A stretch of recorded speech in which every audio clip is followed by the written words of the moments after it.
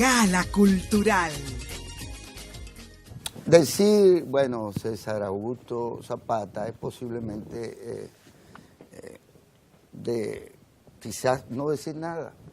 Decir el poeta César Augusto Zapata, profesor universitario, miembro fundador del taller literario César Vallejo, gestor cultural, activo en todo el sentido de la palabra, y algunos le consideran controversial, nos presenta ahora como parte de esa larga trayectoria, nos presenta en esta ocasión un texto de cuentos casi fantásticos.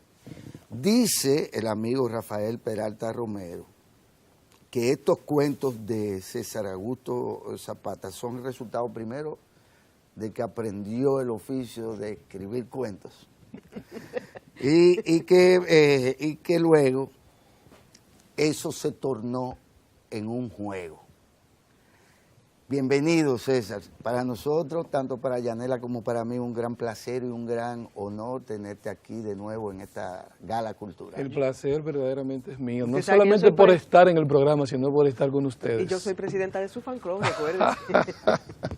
Gracias por invitarme, de verdad Para que todos sí. nosotros caerá la noche, obvio, ¿no? Sí. Sucede cada día, cuando se va. Pero esto se refiere al fin de la vida. A la parca. Son textos, a la llegada de la parca. Son textos relacionados con la muerte, diferentes maneras, aproximaciones al tema de la muerte. Y aprovecho el concepto de juego que usa Peralta Romero para referirse al libro, porque creo que eso es, en cierta medida, narrar. Hacer cuento es un acto lúdico, ¿verdad? Es un llover sobre mojado, mucha gente ha dicho eso. Pero es un juego básicamente con algunas estrategias que de algún modo hay que conocer, algunas técnicas. No se trata de que conociendo esas técnicas te vuelvas un escritor. Pienso que tiene que ver la sensibilidad, toda aquella discusión sobre el tema de la inspiración. Decía un poeta que el primer verso nos es dado por alguna musa, por algún misterio, pero el resto tenemos que hacerlo nosotros. Pero dijo otro poeta también y cuentista que la página o en blanco, o el documento, el Word abierto en la computadora en blanco, es un sufrimiento, es un reto, un desafío, una sin gran duda. angustia. Un desafío, sin duda, pero en el caso mío yo escribo primero mentalmente. A veces los cuentos van ocurriendo, datos, detalles, pero yo no lo pongo en la página. Dejo que eso pase por un proceso de incubación. Y luego hago un borrador. Y siempre, nunca dejo de pensar en ese proceso estratégico, porque creo que todavía es válido, que el cuento es trama, nudo y desenlace. Yo pienso que todavía hay que estructurar esos elementos. Pienso que debe haber un recurso para perfilar los personajes. Yo trabajo mucho los mundos interiores de los personajes, aprovechando como pretexto mi condición de psicólogo. Y pienso también que tiene que haber una clara topografía, dónde están ocurriendo los acontecimientos. Entonces, por eso soy tan apasionado y abanderado de la técnica, aunque no creo que sea solo eso lo que valga. Luego con eso tú juegas. Tú puedes transgredir el orden, puedes colocar el desenlace al principio, como aquel famoso relato de García Márquez. Siempre tienes el final, porque leí un escritor que dijo, no me siento a escribir hasta que no tenga el final definido. No sé incluso cómo va a empezar, pero sé cómo va a terminar. A mí me pasa de las dos maneras. A veces yo tengo el final y no sé realmente qué es lo que voy a narrar. Tengo un final, algo dramático que me parece que será la conclusión de un relato, pero no tengo todavía el resto. Y otras veces comienzo a escribir y el final se va revelando. A mí me gusta mucho, a propósito de juego, insisto, el tema de dejar los finales abiertos o relativamente abiertos. Me gusta desafiar la inteligencia del lector, ¿verdad? Y que el lector ponga cosas. Y me divierte muchísimo escuchar a algunos amigos que han leído trabajos míos, cómo ellos han leído el texto. Y luego yo tomando distancia, cómo lo leo yo como lector. Entonces digo, oye, pero fíjate qué cosa más interesante. Ellos están revelando incluso finales que no son el que yo me había propuesto como escritor. Eso obviamente también es un lugar común, saber del pluricentido que la literatura genera, ¿verdad? No solamente en poesía, o no solamente en los poemas, sino también en la narrativa. Así que yo creo que me pasa de las dos maneras. César, en este caso, para todos nosotros caerá la noche tu primer libro de cuentos, ¿verdad? No, mi tercer tercer libro publicado de Es cuentos. una provocación. Tu tercer libro publicado. Sí. En este caso, ya hablas un tanto de la originalidad del abordaje, digamos. Pero yo quiero establecer un poco la relación entre ese oficio tuyo de poeta, esa condición existencial, digamos, y tu condición de narrador en un género como el cuento, que ¿en qué medida tú enlazas ambas cosas? Lo oí hablar del final, el principio, y pensé, bueno, con César también podemos hablar sobre el microcuento.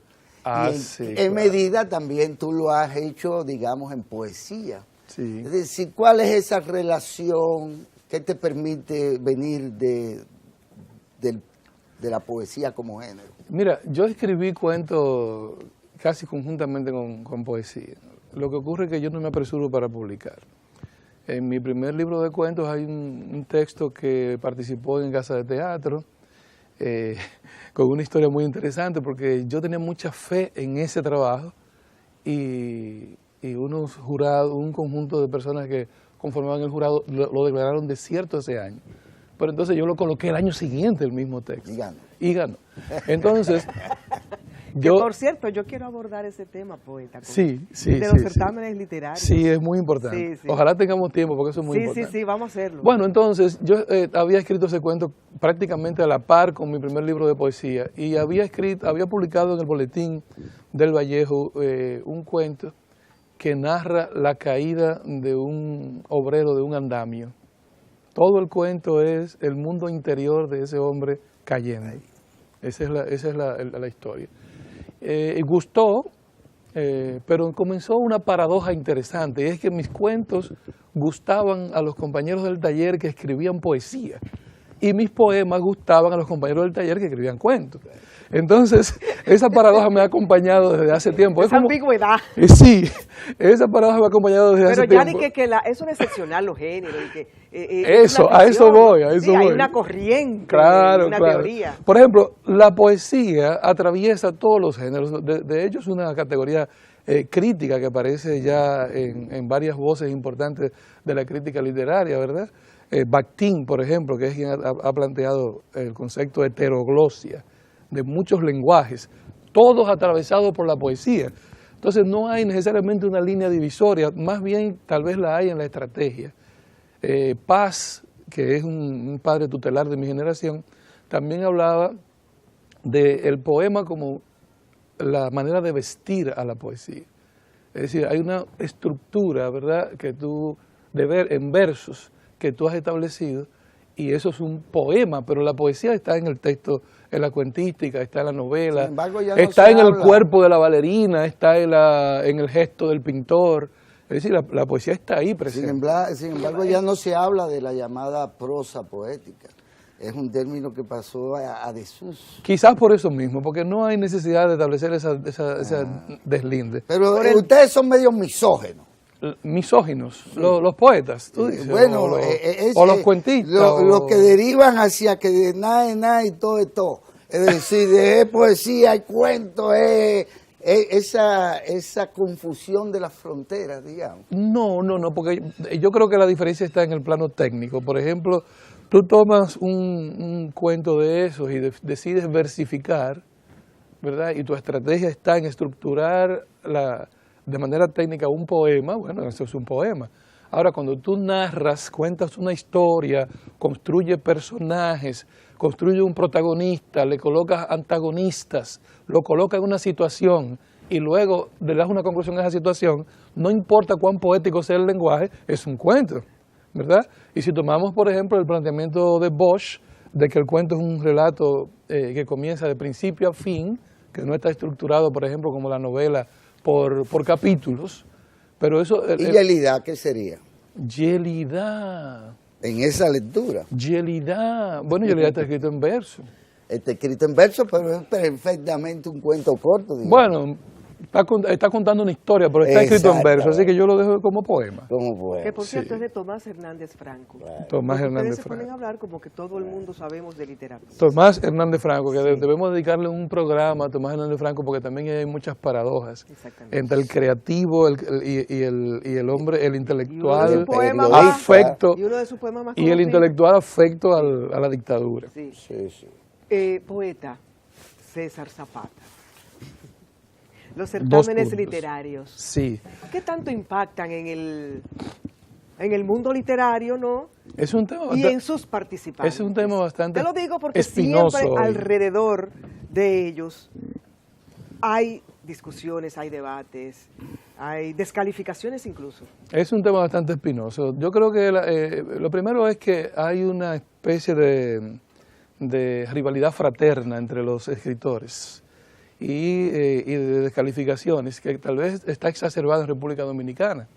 Yo estaba en Costa Rica y una mujer se acerca, tiene una página virtual de escritores hispanoamericanos y me pregunta sobre los autores dominicanos que ella decía no conocer. Y sin entrar en detalle para que el compañero no me siga diciendo que soy urticante y difícil. Controversial. Sin mencionar nombre, me dice que había conocido a una persona dominicana que le había dicho que aquí no había tradición literaria y que, bueno, presentó sus propios textos. Entonces eso se repite en muchos otros escenarios. En Ecuador pasó lo mismo cuando conocí a Pero Courtoisí. es un acto de traición. Cuando yo conocí a Courtoisí en Ecuador, me dijo tener unos vínculos afectivos aquí en República Dominicana, pero nada más, es decir, no existía nadie más. Y se extrañaba y se sorprendía de que fuese yo que estuviera representando al país en Ecuador en ese momento. Pero inmediatamente me dice, yo voy a decir a mis amigos de allá que te conocí. Inmediatamente hizo esa llamada. Ya los demás días ya no hubo más Courtoisí para César Zapata. Automáticamente se cortó el vínculo con Courtoisí. Fue visitó el país.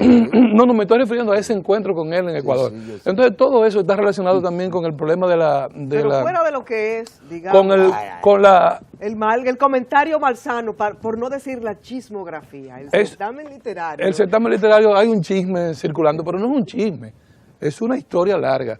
Lamentablemente, todo esto que dije como introito es porque en los premios pesa mucho los vínculos afectivos, las malquerencias, el clientelismo, la pseudopolítica. Carecen de credibilidad, es lo que tú dices. En cierta medida, ¿Y cómo con algunas rescatarlo? excepciones. ¿Cómo rescatarlo entonces? Bueno, por ejemplo, ese es el problema. Vamos a buscar una solución. hay premios que son con seudónimo y con cierto nivel de seriedad, los sobres se abren con un abogado, etcétera, y eso permite que de alguna manera algunas personas celebren y otros se amarguen, porque hay jurados que de repente no quisieran que tú ganaras el premio, pero de repente tú ganas el premio porque tienes un seudónimo. Sí. A mí me ocurrió que en Casa de Teatro yo puse el seudónimo de El Extranjero, y mis queridos rivales fraternos se rompieron la cabeza preguntándose qué extranjero era este. Rivales fraternos es un grupo que hasta que a rivalizar. ¿De qué se trata? Que lo ha mencionado varias veces. Estoy hasta que, bueno, abrieron el sobre. Porque son varios rivales. Abrieron el sobre y no celebraron. Yo creo que hay que celebrar siempre. Yo celebro el premio de José Mármol en España, claro, porque eso abre fronteras para la República Dominicana. ¿No será que hay malos perdedores? Yo celebro los premios de César Sánchez. Yo celebro las traducciones de la poesía de César Sánchez, porque eso es traduciéndome a mí. Claro. Cuando a César Sánchez lo entrevisten y pregunten, bueno, ¿de qué país es usted? ¿Y quiénes escriben? Probablemente me mencione a mí y me abre espacios. O sea, yo pienso que hay un grave problema de egoísmo que no sé si ocurre solamente en la literatura. O malos perdedores. Bueno. Ya desde el psicólogo. Porque también hay que saber perder. Lo mismo pierde un hombre que una mujer. Sí, es un bellísimo bolero. Sí, dice un bolero. Yo no quería irme, despedir este encuentro contigo, esta gala, sin decirte de alguna manera, ¿cómo es posible? ¿Qué une a todos estos textos reunidos? Porque articularte a ti de una forma tan ¿Cómo tú lograste estructurar el índice de esto? Yo hice ese libro Sala de Espera, que es el de poesía, con los poemas publicados. Eso fue lo que me propuse, reposar un poco de escribir poemas y publicar un volumen con los textos ya aparecidos y un volumen con los inéditos que estará próximamente. Y dejar reposar un poco la poesía, porque creo que también hay un problema terrible con la literatura, y es el problema del Facebook, los escritores de Facebook. Todo el alfabetizado se cree poeta, pero nadie es pianista, chelista. ¿Por qué todo Nadie inventa con eso. No, y todo pero, el mundo es locutor. pero con la poesía sí. Todo el mundo también es locutor. Porque Te voy a habla, invitar homo parlante. Bueno, ¿cuándo se pone en circulación? ¿Estamos todos invitados? Todos están invitados. Yo voy a hacer varias presentaciones del libro, de los 2 libros. Dígame la fecha aquí en Santo Rafael Domingo. Peralta Romero y Odalis Pérez van a presentar uno cuento y otro poesía. El 3 en el Museo de las Telecomunicaciones. El día 3 de julio. El 3 de julio a las 7. pero se lo recordamos. El 15 a las 6 de la tarde en Cuesta. Y en agosto en la UAS y en ese mismo mes en Santiago. Exactamente. Ya hablaremos Después en Nueva York. de aquí a allá. Sí, Poeta, mire, seguro. la tarde del funeral todos se miraban con una desconfianza nueva. Entre ellos habitaba un asesino. Oh, sí. Mañana hay otra cita cultural. Así aquí será. dentro del Diario del 4 y retransmitido por los 96.1 de Quisqueya FM Poeta. Muchas Un placer. gracias por Feliz invitarme. día. Hasta mañana. ¡Foto! Pedro.